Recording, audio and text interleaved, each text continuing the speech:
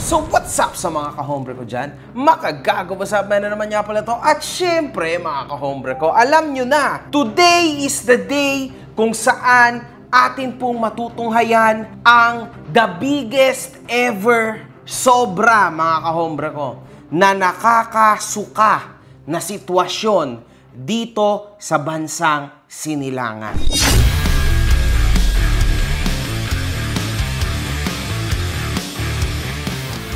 Hinahanap mo ba ako sa Facebook? I-follow mo na ako. Ito ang page ko.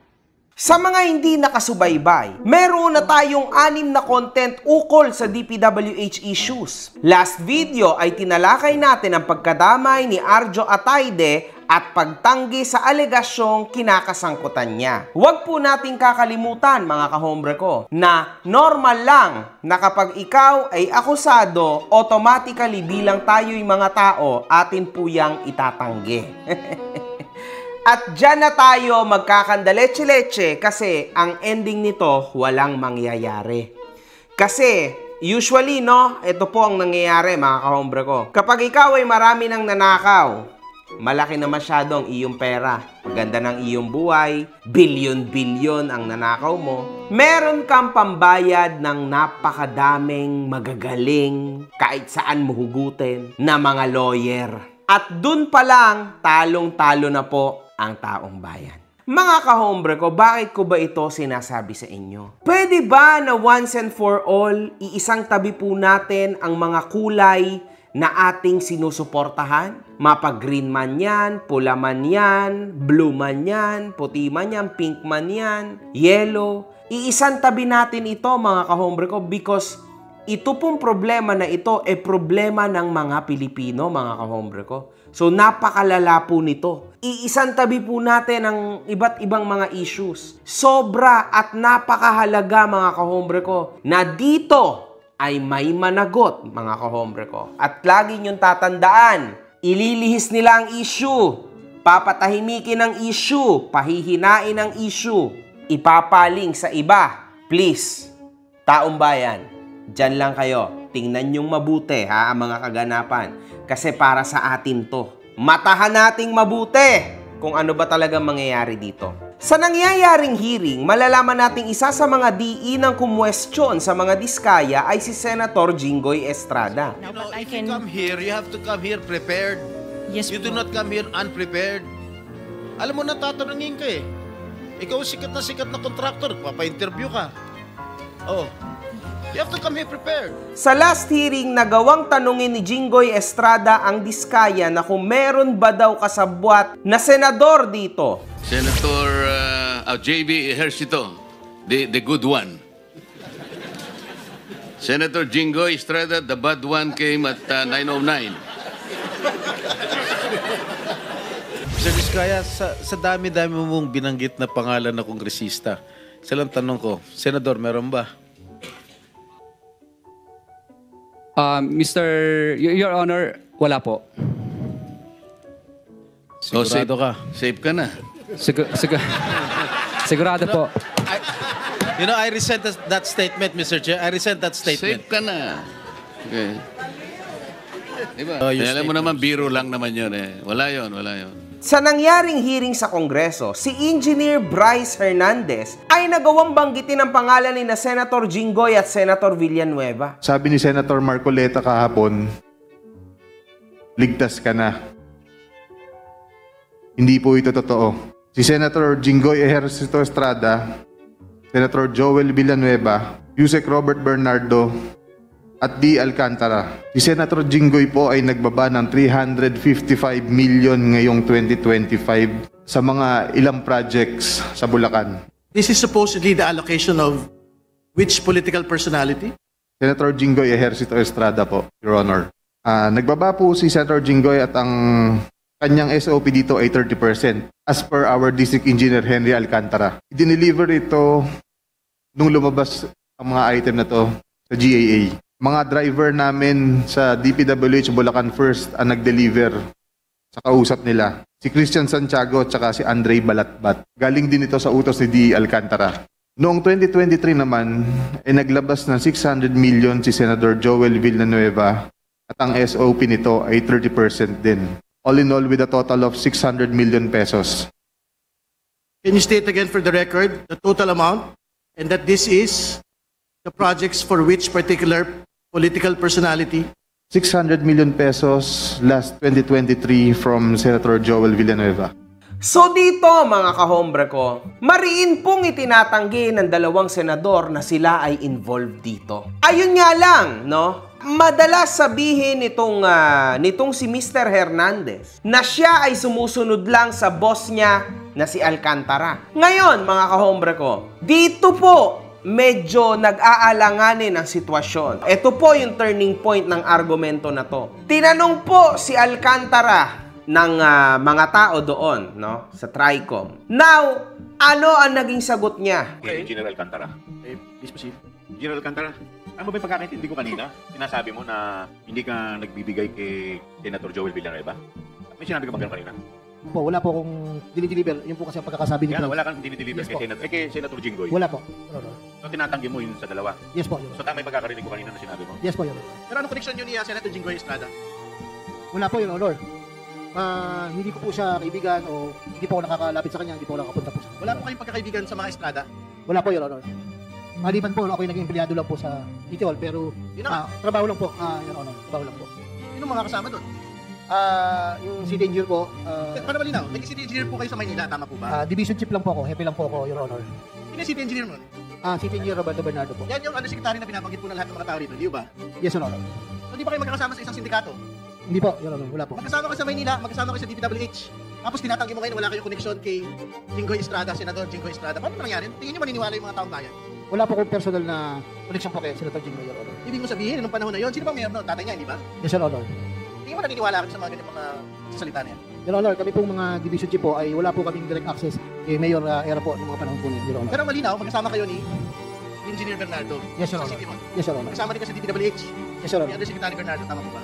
Opo. Maraming salamat. Hindi niya daw kilala si Senator Jinggoy Estrada.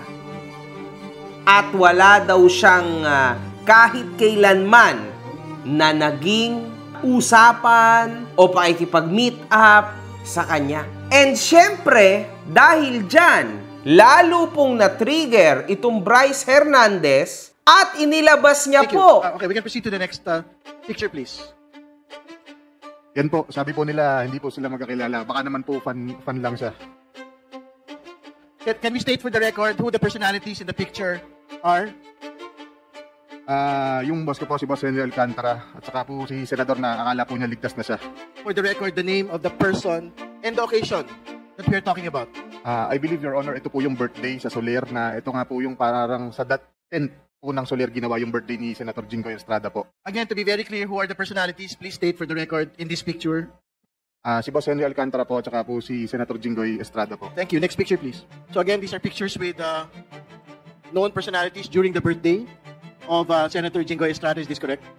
To be honest, Your Honor, I do not know when this picture was taken, but I'm just trying to show that Mr. Alcantara, Engineer Henry Alcantara, and Senator Jinggoy Estrada have met a couple of times already. And they appear, what do they appear? Do they appear close? And they appear super close, Your Honor. At hindi lang yon. Naglabas din po ng screenshot kung saan nandoon ang mensahe ni Senator Joel Villanueva dito sa bossing nito si Hernandez na si Alcantara. Nakakalungkot, mga kahombre ko. Tandaan nyo po, ito po ay yung mga taong sangkot sa ghost projects at sa mga substandard na projects para sa flood.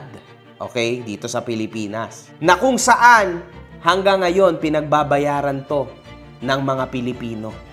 Maawa naman kayo sa mga tao. Totoo naman yung tagline ni Presidente, no? Mahiya naman kayo sa inyong kapwa Pilipino. Mahiya naman kayo sa mga kabahayan nating naanod o nalubog sa mga pagbaha. Mahiya naman kayo lalo sa mga anak natin na magmamana sa mga utang na ginawa ninyo na binulsan nyo lang ang pera. At dito mga kahombre ko, ngayon naman po may isa pang kaganapan. Si Curly Discaya po ay medyo tumatagilid na.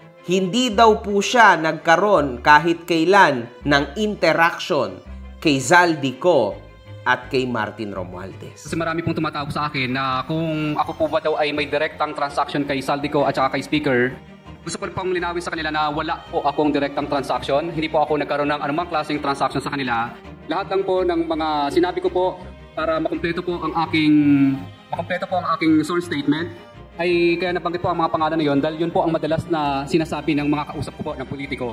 Binabanggit nila na kailangan ibigay mo na kaagad yung obligasyon kasi pinakukuha na ni Zaldico at saka ni Speaker. Ganun po lagi ang madalas nilang sinasabi. Baka po nagagamit lang po ng mga politikong ito ang inyo pong pangalan.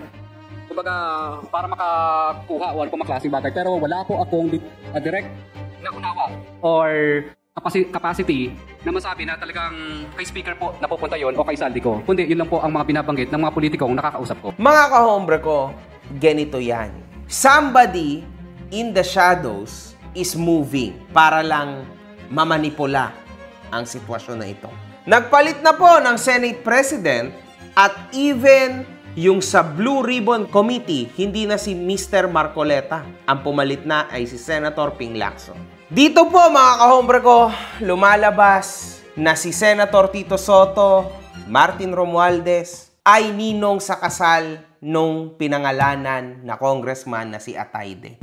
Nakakasakit to sa puso na makita na mukhang mapagtatakpan na naman ang mga bagay-bagay sa bansang ito. Ano po ba ang nangyayari sa atin mga kahombre ko? Ito ba ay isang wake-up call tulad ng ginawa ng May Kapal na nagbagyo para makita nyo ang mali sa mga pinagboboboto nyo?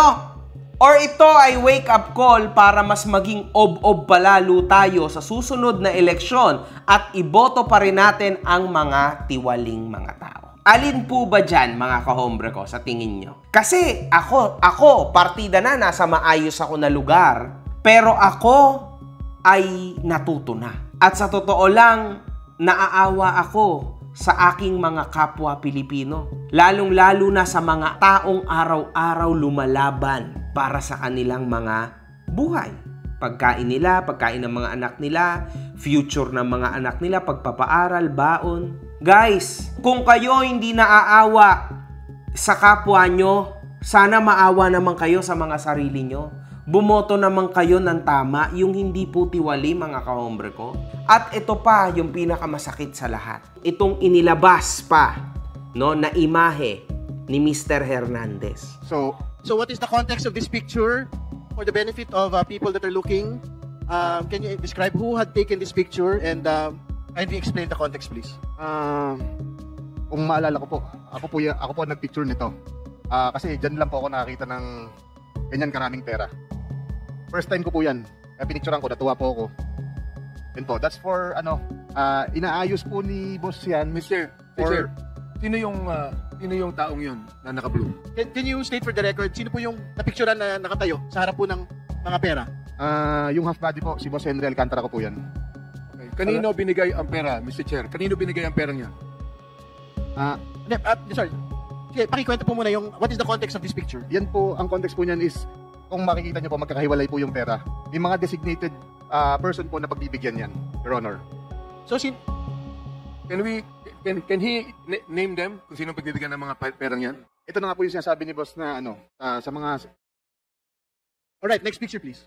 Pwede lang po maklarify saan sa kanyang lugar at anong date ng picture na yan? Saan daw po yung lugar at saan yung date? Sa office po namin yan, sa Bulacan 1st District Engineering Office. Okay, napakalinaw po. May limpak-limpak na salapi sa district office mismo. Kailan? No? Kailan? I believe mga 2022 po or 2023 yan. Alright. Kitang-kita po dito mga kahombre ko, ang ilang kilo ng pera sa taas po ng table nila mismo sa DPWH. Anong masasabi ko dito? This is a complete face-to-face corruption in your face, in my face, in our faces, mga kahombre ko. Unang-una, hindi ko palalagpasin na hindi sagutin ng mga malisyoso, tahasang kasinungalingan at walang pasayang mga akusasyon sa akin ni Bryce Hernandez. Hindi ako papayag na makaladkad ang aking pangalan sa mga pahayag na katang-isip at gawa-gawang salaysay. I have participated diligently and consistently in the Senate investigation Because like everyone, I want the truth to come out and weed out corruption in the government. And I am confident that I have not committed any illegal act. If Mr. Hernandez truly stands by his allegations, I challenge him right now to take a lie detector test with me. Let us settle this once and for all and show the public who is telling the truth. I really do not know what his evil intentions are. Siguro he wants to get even with me because I was the one who cited him in contempt at pinakulong sa Senado. Sir, it is not true na nagpa-allocate kayo ng about 335 million? Yung sa 335 million, everybody can choose any item from the GA at ibintang kahit kanino senador. So wala kayong ganung pina-allocate? Isang malaking kasinungalingan ng mga pinagsasabi niya patungkol sa pagbabako ng mga pera. Well, yung biruan lang ni Senator Marcoleta sa akin. Well, nung sinabi niyang safe ka, alam ko naman biro niya, pero in the eyes of the public, parang it was uncalled for. That's why I resented this statement. Well, siguro kinuha lang niya yung kahapon yung pagbiro ni Senator Marcoleta sa akin. Anong unang alam niyo, sir? Parang napamura kayo? Naggalit talaga ako. Talaga napamura ako. Napakasinungaling itong taong to. Because first of all, hindi ko siya kilala and I have never met that guy. Just common sense. Will you think I will be actively participating in this investigation na nandun siya, nakilala ko siya, nagbibigay siya ng pera sa akin? That's common sense. I should have abstained from this hearing. Malakas ang loob ko dahil I did not commit any illegal act. Si District Engineer Alcantara, he even denied it. Dininay niya yung kay Senator Joel, deny din niya sa akin. Yes, sasampahan ko ng kaso yun. I will have to talk to my lawyers. If he's here, he's seeking refuge in the house already. Doesn't want to come back here. Kaya ako naniniwala ako, kahit siguro may ghost project itong Sims Construction, naniniwala ako na totoo lahat ng sinasabi nito na nagbibigay siya ng limpak-limpak na salapi doon sa DPWH kay Bryce Hernandez. At ito po ay hindi nakakatawa. At ito ay hindi ka joke-joke. Ito po ay isa sa mga malalagim na history sa bansang ito. Corruption kills, mga kahombre ko. Dapat itong bansang to ay numero 1 sa Southeast Asia. Alam nyo, sa totoo lang, nakakasakit ng puso no? Nakakatapak siya sa pagiging Pilipino. Knowing na yang pera na yan, mga kahombre ko, ay hard-earned money ng bawat isa sa atin. Meron pa po dyan, mga kahombre ko, nag-message sa akin. Maliit lang akong negosyante, kahombre. And alam mo, sobrang nakakasakit itong mga napanood ko today, lalo na yung limpak-limpak na pera na nandun sa table na handa ng paghati-hatian. Nagbabayad siya ng kung ano-anong certificates niya para lang maitaguyod ang kanyang negosyo. At ang sabi niya sa akin, kapag daw isang araw at na-delay siya ng bayad sa BIR, bang, 10,000 fine yon, mga kahombre ko. And yes, it's real. Kasi negosyante din ako. Alam nyo, mga kahombre ko, this is just unfair. May mga tao at mga Pilipinong lumalaban, mga kahombre ko, sa araw-araw. Ang hirap ng buhay. Alam nyo yan. Parang daily na lang kaladkad nating lahat ang ating kinabukasan. Alam nyo yun? Kasi pag hindi mo kakalad ka rin, parang babagsakan ka lulubog ka talaga. Malilibing ka sa sarili mo maililibing ka ng sarili mong bigat. Nakakatakot dito sa bansang to, mga kahombre ko. Hindi ka pwedeng umupo lang. Pag umupo ka, talagang mababaon ka mag-isa. Ganun pong kabigat ang problema na dinadala ng mga tao na ito sa ating mga buhay. Samantalang sila, ganun lang. 2-3 table sa opisina, punong-puno po ng pera. Wala po silang gagawin kundi paghatian. Ganun lang, mga kahombre ko. Ang dali lang, di ba? Ang sarap ng buhay nila, di ba? Samantalang tayo dito, we need to grind our asses off. We need to grind. Kasi pag di ka nag-grind, wala ka naman talaga lalamunin Ganyan naman talaga di ba? Etong mga to, wala. Relos pa lang, mga kahombre ko. Kaya ng pag-aralin ang buong angkan ng isang normal na Pilipino. Isipin nyo, mga kahombre ko, meron pa dyan mga nagtatravel, mga kahombre ko. Alam nyo, buong buhay nyo na yung pagkain. Buong buhay nyo na as in. Ticket pa lang. Mga naka-business class pa. Buong buhay na pong pagkain yon ng isang normal na pamilyang Pilipino. Could you imagine, mga kahombre ko, kung nailagay lahat ng pera na ito, sa tama? Isipin nyo kung gaano kagandang bansang ito. Imagine niyo, mga kahombre ko, kung walang corruption. Isipin nyo lang. Sa totoo lang, wala nang mag-OFW because this country is just a very beautiful country, mga kahombre ko. Napakagandang bansa po nito. Hindi dahil, alam nyo, madali lang namang ayusin ang utak ng mga mamamayan. Basta may gobernansa. Basta ipinapakita ng gobyerno na inaayos at nagiging maganda ang sistema, automatically yung mamamayan mismo ang tutuwid. Perfect example, mga kahombre ko, pag nasa Japan ba tayo, mga Pilipino? Marami na sa inyo nakakapunta sa Japan for sure. And you understand me. Bakit doon hindi natin madala yung pagkabalahura natin?